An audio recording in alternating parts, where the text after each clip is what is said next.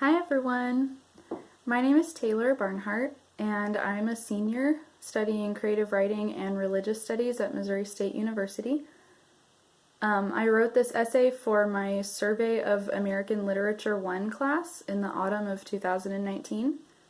The title of my paper is Voices in the Song, Women's Creative Validity in Stanton and Bradstreet.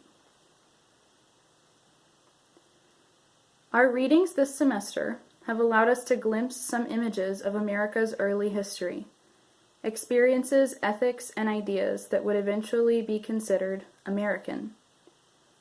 Different races, classes, and genders have been represented in these texts, and together they have allowed us to engage with the complexity of our history as a nation. America's story, it seems, has not been told by one homogeneous voice. Rather, it has been sung by a choir of many voices, each offering a different note. Two of these voices, Anne Bradstreet and Elizabeth Cady Stanton, present feminine perspectives of creativity and dissent in their writings. Though written in differing historical contexts, both Bradstreet's The Prologue to her book and Stanton's Declaration of Sentiments explore themes of femininity as it relates to agency, legitimacy, and creative work. Both writers engage in social criticism of patriarchal norms, drawing from their own lives to carve out space for women's voices in the American literary tradition. First, I will discuss Anne Bradstreet's manner of speaking up for women's place in literature. Bradstreet's The Prologue to her book finds her attempting to legitimize herself in a patriarchal social order. She is faced with the task of breaking into an emerging and male-dominated publishing industry, as well as that of presenting herself as a valid contributor to the male-dominated literary tradition. She does this delicately, conscious that she must first appease male creative power before she introduces her own. She describes herself and her writing as, quote, obscure, mean, and simple, end quote. The muse of this poem is, quote, foolish, broken, blemished, end quote. Bradstreet must have been writing from an awareness of the restrictions placed on creative women in the 17th century. In fact, it was not even left up to her whether or not her own work was published. It was Bradstreet's brother-in-law who, quote, insisted, end quote, that her poems be submitted for publication. So we know that Bradstreet dealt with issues of creative agency in her own life. Critics may have given her more legitimacy as a poet based on the good word of her brother-in-law. Quote, Woodbridge's care to point out that Bradstreet's poems were not written in neglect of family duties says much about Renaissance suspicions regarding literary women. End quote. Indeed, it seems that in her own life, Bradstreet made a point to fuse these family duties with the creative work of her poetry. As Cowell points out, quote, while her husband and her father began long careers in public service to the new colony, she raised 8 children and wrote poetry. End quote. Her female wits were applied to both her role as a wife and mother and to her endeavors as a writer. Despite her humble, apologetic voice at the poem's beginning, the fact that Bradstreet acknowledges these aspects of her femininity hints that she is not sorry for being a wife, a mother, and a poet. Cowell writes of her, quote, uninhibited use of images drawn from women's experiences, particularly her own, end quote. In stanza 7 of the prologue, Bradstreet writes, quote, let Greeks be Greeks and women what they are, end quote. Here it is evident that Bradstreet is using her identity as a woman as the foundation of her work. In so doing, she is asserting that a woman who is a wife and mother can also be a valid artist, a creator worthy of recognition. Bradstreet's social criticism is purposefully subtle, probably because of the constraints she faced in 17th century American society. As a Puritan woman, she would have been expected to conform and adhere to the hierarchical order of the faith community. Cowell explains, quote, however varied the subject matter, Bradstreet's poetry consistently reflects the Puritan spiritual and communal vision that informed her life, end quote. Considering her position in a devout Puritan family, and that within larger Puritan social surroundings, Bradstreet's assertion of her creative power is remarkable. By establishing her female identity and her role as a poet, even covertly, Bradstreet legitimizes herself as a woman who can play multiple roles and succeed in all of them.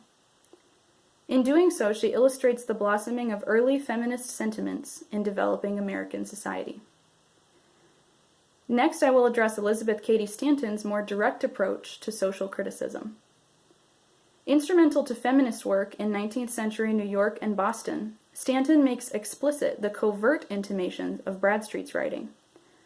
It is important to consider the different social context in which Stanton found herself, since this context has implications as to why she was able to be more overt in her sentiments.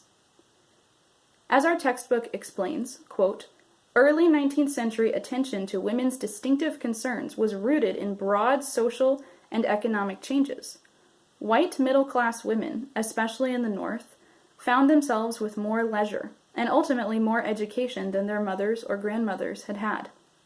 That enabled them to participate in efforts for social betterment. End quote. Unhindered by 17th century social constraints, Stanton was not forced, to the extent that Bradstreet was, to speak to the feminine experience through the subtle cleverness of poetry. Rather, due to her economic, social, and geographical position in the 19th century, she was able to pursue a, quote, active career as a women's rights reformer. End quote. Like Bradstreet, Stanton drew upon experiences in her own life to form her ideas about the feminine experience. As Wellman explains, quote, in her father's law office, where she acted as assistant, she discovered that everywhere men had legal, political, and economic dominance. End quote. Confronted with the prominent issue of the Married Women's Property Act, Stanton would have also been one of the New Yorkers who were, quote, forced to consider the essential meaning of citizenship in their democratic republic, end quote. In her Declaration of Sentiments, Stanton speaks directly to issues of agency and legitimacy for women at the time. She boldly calls out women's exclusion from formal education, voting, lawmaking, and leadership within the church.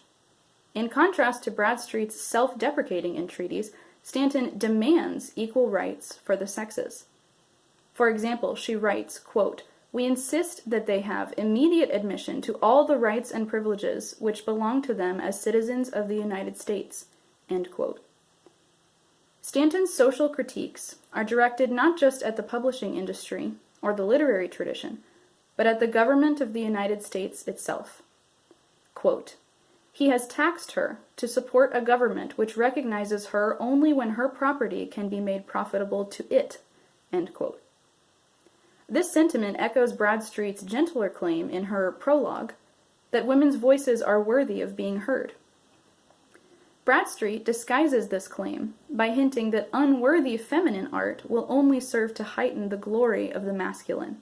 Quote, this mean and unrefined ore of mine will make your glistering gold but more to shine. End quote. Stanton, however, makes no such accommodation, but instead submits that women as human beings should be considered equally valid. Quote, and such is now the necessity which constrains them to demand the equal station to which they are entitled. End quote. Regarding the social positions of mothers and wives, Stanton speaks directly to women's powerlessness in marriage and matters of divorce. Concerning marriage, she writes, quote, she is compelled to promise obedience to her husband, he becoming, to all intents and purposes, her master, end quote. Regarding divorce, she writes, quote, he has so framed the laws of divorce as to be wholly regardless of the happiness of women, end quote. She also cites what she calls the supremacy of man, even when it comes to issues of child rearing. Here, Stanton goes beyond simply touching on agency for women and actually suggests exactly what societal ills are making that agency necessary. In her prologue, Bradstreet likens herself to a, quote, schoolboy from whom no rhetoric we expect, end quote. Here, she continues to perpetuate the idea of her blemished muse, who can never produce worthy work. However, it seems that Elizabeth Cady Stanton had no such notions about her own muse. We learned that in Stanton's personal life, her father mourned for her role as a female in a family bereft of its sons. Quote, "Oh, my daughter, I wish you were a boy." End quote. In her work, Stanton would refute the patriarchal roots of this idea, insisting that women do not have to be sons in order to be valued, legitimized, and esteemed as creators. Finally, both Anne Bradstreet and Elizabeth Cady Stanton were women who spent their lives juggling various roles, balancing the responsibilities of family life with the demands of their respective vocations. In their writing, both Stanton and Bradstreet touched on themes of women's legitimacy as creators and their agency over their own work. Despite their differing historical contexts, both women drew from their own personal experiences to criticize male-centric social and literary codes in their respective societies. Though Bradstreet was forced, by time and circumstance, to be more subtle in her criticism, she nevertheless represented a dissenting female voice in 17th century America, insisting on her own validity as a woman. Stanton, freer in her day to speak directly to issues for women within society, echoed some of Bradstreet's ideas in louder and stronger tones. Both of these writers express in their work that women are to be valued as wives, mothers, thinkers, creators, and human beings. Bradstreet's The Prologue to her book and Stanton's Declaration of Sentiments both express the idea that woman is valuable as herself without having to imitate masculine standards. The thread that runs between the work of these two authors shows us how the seed of women's liberation was planted in early American literature, and how it began to grow into the flourishing tradition of women's writing that we know today. Bradstreet and Stanton offer important notes to the chorus of American literature, since both express the idea that women's voices can and should be a part of the song. Thank you for your time.